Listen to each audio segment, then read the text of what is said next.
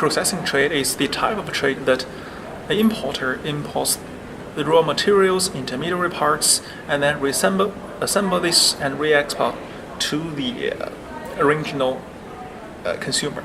Say in the iPhone's case, so Apple is the designer of the iPhones, but Foxconn in China imports all the intermediary goods and also the parts and assemble into iPhones and then re-export to the States. So this processing trade accounts for a large fraction of the total exports in China, around like 30 to 40% roughly every year. So starting in year 2002, Chinese government rolled out this policy, so-called setting up the export processing zones, in order to better manage the processing trade. Before the policies, so all the processing business was scattered all over the country. So there are some concerns about smuggling and tax evasion. So that's why Chinese government wants to set up these export processing zones in some cities. So starting in year 2002, so some cities started to set up these export processing zones. It's a small areas, usually like 2 to 3 square kilometers. It's fenced, so it's a secluded area.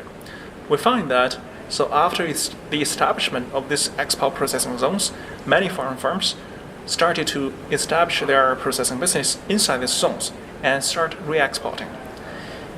We also find that cities adjacent to these cities that contain export processing zone also start to export the same product as exported inside these export processing zones. So which indicates that Chinese firms in adjacent cities, they are having this new opportunity to observe what's needed, say in the US, in Canada, and then start to export and produce the same thing.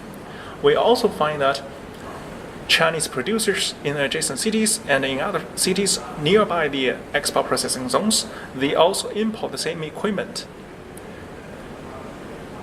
needed to produce these goods, meaning that we make this inference that Chinese manufacturers, they are good at imitation. So they export the same thing, they also import the same equipment in order to produce this thing. So to some extent, they imitate the technology. But we also find that these imitators who export the same thing and also who import the same equipment are becoming better in terms of the productivity, profitability, and also wages. So these imitators, they are good at imitating technology, but in the future they can become stronger and better. So we conclude in our paper that a key ingredient of China's success in exporting is first its ability to attract foreign producers, and then secondly and more importantly, its ability to imitate these foreign producers and become stronger. And that's the conclusion.